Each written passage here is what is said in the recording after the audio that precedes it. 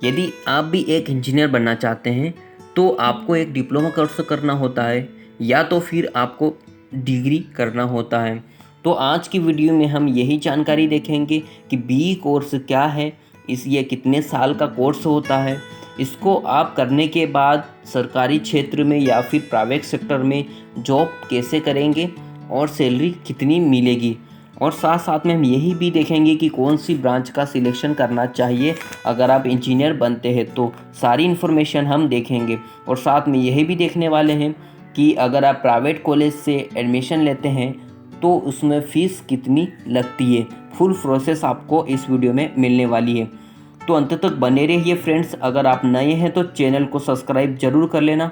तो आने वाली वीडियोस इंजीनियरिंग या बिजनेस या कॉन्ट्रैक्टर से रिलेटेड वीडियोस आपको मिलती रहेगी। तो आइए स्टार्ट करते हैं। बी करने से पहले आपको ये पता होना चाहिए कि बी का फुल फॉर्म क्या होता है। बी का फुल फॉर्म होता है Bachelor of engineering.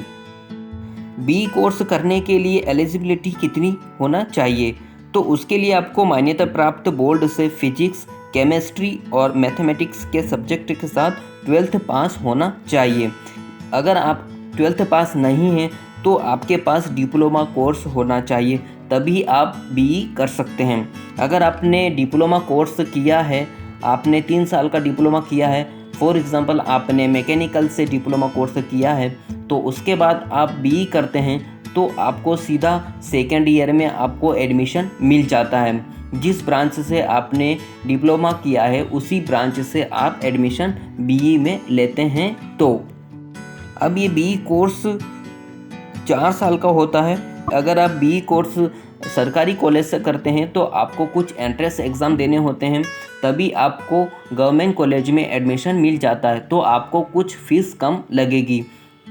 Entrance exam की बात करें बीई के लिए एडमिशन के लिए, तो for example all India engineering entrance examination होती है। AIEEE की एग्ज़ाम को देना होता है, तभी आपको गवर्नमेंट कॉलेज मिलेगा। नेक्स्ट एग्ज़ाम आती है Indian Institute of Technology Joint Entrance Examination, IIT और JEE की एग्ज़ाम आपको क्रैक करनी होती है। अगर आप बिहार से हैं तो Bihar Combined Entrance Competitive Examination BCECE की एग्ज़ाम आपको पास करनी होती है। नेक्स्ट एग्जाम आती है Graduate Aptitude Test in Engineering और गेट की एग्ज़ाम आपको क्रैक करनी होती है। तो इस प्रकार से आप एंट्रेंस एग्ज़ाम की तैयारी कर सकते हैं। फ़ीस की बात करें तो आपकी ब्रांच, कॉलेज और यूनिवर्सिटी पर डिपेंड करता है कि आपको कितनी फ़ीस लगेगी।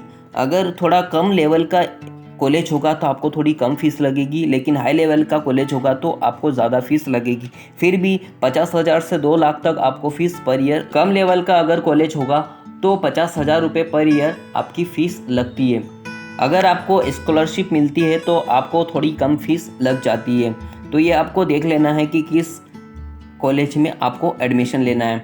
अगर आप कॉलेज की बात करें तो अच्छे कॉलेज से ही एडमिशन लें तो आपको कॉलेज का फ़ायदा ज़रूर होगा, क्योंकि आगे आप जॉब करेंगे या फिर जॉब नहीं लग रही है तो कुछ बड़ी कॉलेज में प्लेसमेंट भी होते हैं। अगर आपने कुछ छोटी लोवेस्ट कॉलेज में एडमिशन ले लिया है तो वहाँ पर कुछ कंपनियाँ नहीं आती, तो प्लेसमेंट होने के चांसेस नहीं रहते हैं। अगर आप अच्छी कॉलेज में एडमिशन लेते हैं तो वहाँ पर बड़ी बड़ी कंपनियाँ आती है, तो प्लेसमेंट होने के चांसेस भी होते हैं। तो जहाँ तक कोशिश करें कि अच्छी कॉलेज में एडमिशन ले और उसका फ़ायदा भी आपको आगे होगा। ब्रांचेस ऑफ इंजीनियरिंग, अगर आप इंजीनियर बनते हैं तो सबसे इम्पोर्टेंट बात आती है कि आपको कौन सी फील्ड में आपको इंजीनियर बनना है। अगर आपने यहाँ पर सिलेक्शन अच्छा कर लिया तो आपका करियर आगे जाके अच्छा होगा। अगर आपने यहाँ पर मिस्टेक्स कर दी तो आगे जाके आपको जॉब ढूंढने में दिक्कत होगी, बिजनेस करने में दिक्कत होगी। तो यहाँ पर सोच समझ के आपको इंजीनियरिंग करना है कि कौन सी फील्ड में आपको इंजीनियरिंग करना है। तो यहाँ पर ब्रांचेस आती है सिविल इंजीनियरिंग। अगर आपको सिविल में इंटरेस्ट है, आपको सिविल में काम करना अच्छा लगता है, बिल्डिंग्स बनाना, रोड बनाना अच्छा लगता है, तो आप सिविल इंजीनियरिंग कर सकते हैं। अगर आपको रियल एस्टेट में आगे जाके जॉब करना है या फिर बिजनेस करना है तो आप सिविल इंजीनियर बन सकते हैं। नेक्स्ट ब्रांच आती है इलेक्ट्रिकल इंजीनियरिंग। अगर आप इलेक्ट्रिकल से रिलेटेड आपको इंटरेस्ट है, काम करना अच्छा लगता है, तो इलेक्ट्रिकल भी बहुत अच्छी ब्रांच होती है, आप इलेक्ट्रिकल इंजीनियर बन सकते हैं। नेक्स्ट बात आती है कंप्यूटर साइंस एंड इंजीनियर। अगर आपको कंप्यूटर में इंटरेस्ट है, कंप्यूटर से रिलेटेड काम करना अच्छा लगता है, ऑफिस में बैठना अच्छा लगता है, तो आप कंप्यूटर इंजीनियर बन सकते हैं। अगली ब्रांच आती है हमारी मैकेनिकल इंजीनियर। पता है दोस्तों, मैकेनिकल इंजीनियर बहुत अच्छी ब्रांच होती है, तो आप मैकेनिकल इंजीनियर बन सकते हैं। गाड़ी को डिज़ाइन करना, मैन्युफैक्चर करना, ये सारा काम मैकेनिकल इंजीनियर का होता है। आगे जाके आप अपना बिजनेस भी चालू कर सकते हैं। तो आपको मैकेनिकल में इंटरेस्ट है तो मैकेनिकल इंजीनियर बन सकते हैं। अगली ब्रांच आती है इलेक्ट्रॉनिक्स एंड टेलीकम्युनिकेशन, ये इंजीनियर भी आप बन सकते हैं। अगली ब्रांच आती है केमिकल इंजीनियर, ऑटोमेटिव इंजीनियर।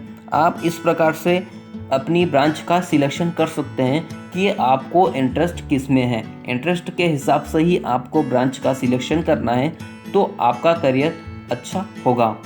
अब बात आती है, अगर आप इंजीनियरिंग कंप्लीट कर चुके हैं तो इसके बाद जॉब्स कहाँ पर लगती है और सैलरी कितनी मिलती है। तो जॉब की बात करें तो आप गवर्नमेंट सेक्टर में जॉब कर सकते हैं, प्राइवेट सेक्टर में जॉब कर सकते हैं और खुद का बिजनेस भी चालू कर सकते हैं। अब सैलरी की बात करते हैं तो ये सब कंपनी पे डिपेंड करता है कि कंपनी कितनी बड़ी है, कंपनी की वैल्यू कितनी है, उसी हिसाब से आपको सैलरी मिलती है। तो उसके बाद में आपकी ब्रांच पे भी डिपेंड करता है कि आपने कौन सी ब्रांच से इंजीनियरिंग किया है। फिर भी एक एवरेज की बात करें तो 2 लाख से 20 लाख तक आपको पैकेज मिल सकता है। बाकी आप पे डिपेंड करता है कि आपको कितना आता है, आपके पास कितनी स्किल्स है, क्योंकि हर कोई कंपनी डिग्री पे आपको जॉब नहीं देगी। आपको देख के जॉब मिलेगी कि आपके पास कितनी काबिलियत है, कितने आप कंपनी को प्रॉफिट दे सकते हैं। तो यही डिपेंड करता है सैलरी का। ये इन्फॉर्मेशन थी दोस्तों बी कोर्स की। अगर आपको इस वीडियो में कुछ भी जानकारी मिली है तो आप वीडियो को लाइक कीजिए और साथ साथ में चैनल को सब्सक्राइब कर लीजिए, तो आने वाली वीडियोस आपको मिलती रहेगी। और कुछ सवाल है तो आप कुछ कमेंट में लिख सकते हैं।